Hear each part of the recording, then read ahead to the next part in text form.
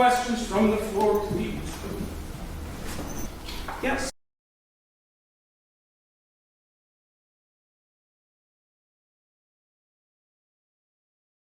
The Romantic language is about 80% rooted in that earlier stuff. Classical is about 90%. The main difference is actually keyboard style, the surface style, where instead of 3 voices or 4 voices, it's now keyboard patterns. So you have things like, of course it represents 3 voices, but it's just different from playing them in a Baroque style. I listened to and studied scores on just a lot of stuff to try to find out what was normal. What was everybody doing? And this is the point at which people like Beethoven are not that helpful. Because Beethoven is so exceptional in almost everything he did that you don't have an accurate picture of the music of his time. He's not average. And so if you want to know what was typical, you have to look at other people like Eberl and kind of lesser known players, Hummel and so on. So one is the figuration. The difficulty also is that virtuosity is on the rise. You're almost to the point of etudes and Hummel playing thirds and sixths and so on. And if it's truly going to be improvised, you don't have time to practice anything. It can't be a passage that needs 6 weeks of practice. So you have to know what elements from that style you can kind of do almost instantaneously. I call it improvisable. You don't have to go to the practice room for 100 hours to be able to do it. And some things are and some things are not.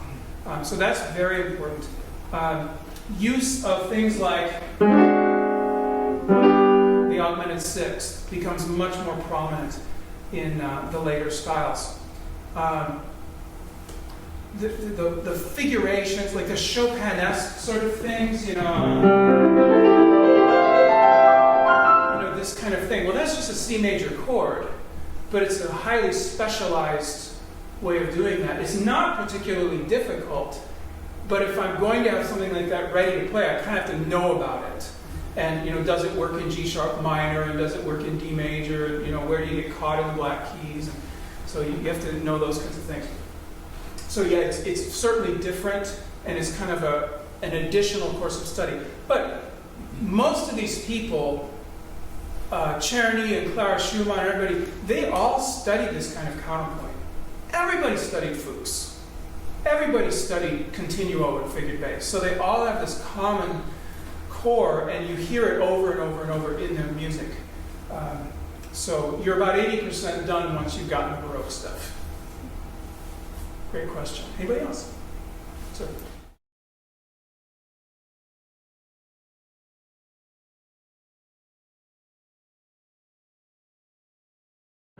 Well, here we're talking about romantic composition titles, which are completely arbitrary. Nocturne doesn't mean anything. Rhapsody doesn't mean anything. They're more meant to be evocative and to be a kind of good packaging for the music. So if you look at nocturnes, you look at Chopin's nocturnes, we think we know, a nocturne is, this kind of thing.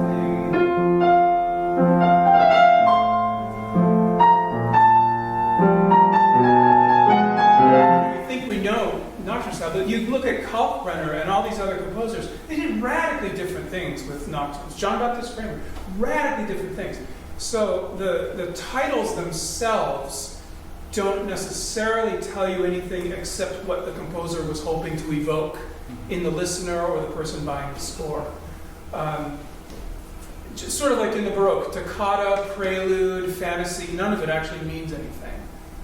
None of it means a certain number of measures in this key, anything about meter, none of it is specific. So it may be as simple as the composer wanted everyone to feel like it was improvised when they listened to it. Or it may have been he actually improvised it and quickly wrote it down. We actually don't know. Right? So when you play a romantic piece, you can call it literally anything. You can call it nightmare, you can call it prayer, you can call it benediction, you can call it meditation, you can call it anything. Widmung, whatever you want to call it. Great question. Good. Others?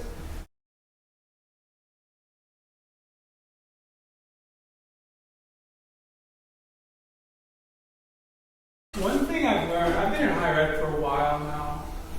I've grown old as a professor.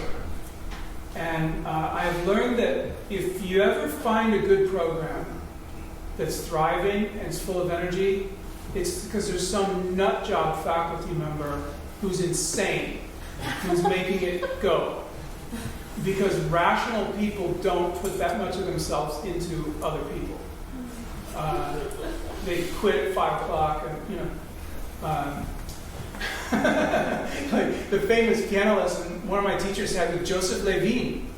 Levine was there playing, I don't know, could have been here for all I know, in this very school. Levine was playing like a god on earth, and all the students were in a semicircle watching him, and somebody says, "Mr. Levine, how do you do that?" And he says, "I don't know, I play again, you watch me." You need a level of commitment that is higher than that. So I'm happy for you that you have Ian, for example, who is just crazy. She's out of her mind. She wants you to get it so bad, you guys. She just wants you to get it so bad.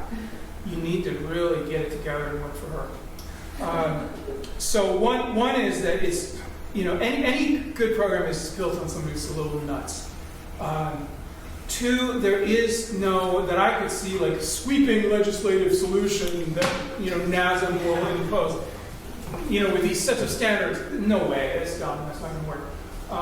It's going to be in little pockets. It's going to tend to be with keyboard players, but I have met some amazing string players and guitarists who are working on this stuff. So I don't know that it'll change the world, but I think it's going to be a lot of fun.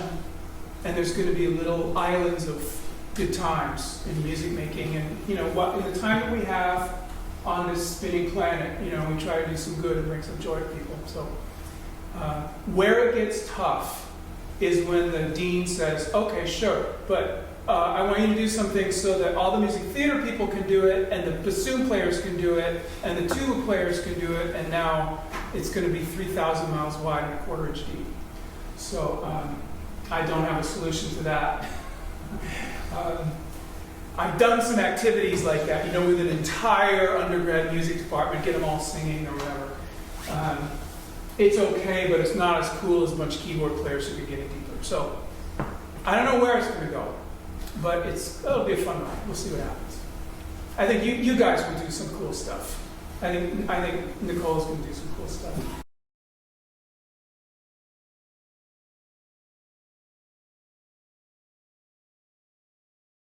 I don't know to what extent those two worlds are talking to each other.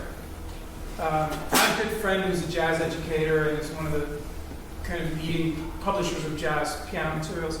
And we get together, but it's always like diplomatic meeting between two countries that otherwise never meet. What's going on in your world?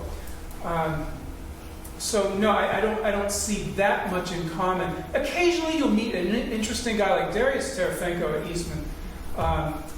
He teaches shearing voicings and calls it jazz rule of the octave. And shearing voicings are these things.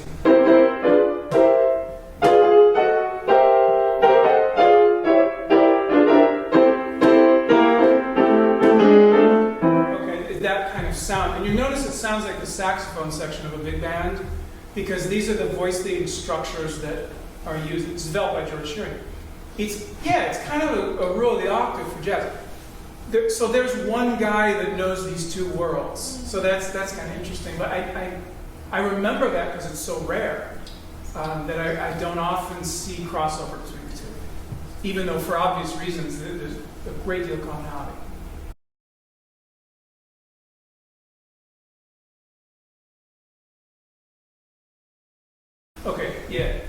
Okay, Monte da Basso is what they actually did in Italy in the 18th century. This was their system, and we are just finding out about it. Durante and all those guys? Yeah, Durante, Fenaroli, Furno, Trito, Paisiello, etc. Schemata is a modern theory that is us trying to draw charts talking about how they thought. Okay? So it's us looking at them going, I think, okay, when they go, we're going to call that a fonte. And what we're going to describe about it is this chromatic thing, and maybe an upper voice, does this or that. The way they would describe it is that would be a short segmentation of a couple of different bass motions. This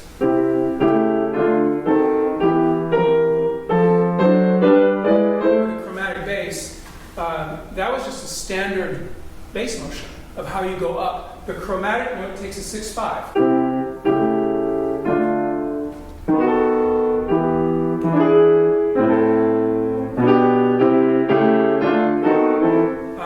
And it's just one of the many chromatic motions. So it's a modern system. I have friends who use it to teach, and I think they're pretty effective at it. But I found it to be too slow, and I wanted to go back to the original system. I found Parlamento to be faster. Because the way Parlamento works, it gives you exactly the information you need, but only the information you need. So if I'm flying a plane and I have this instrument panel, there are things that are true information, but I don't want to know that information. For example, bowling scores.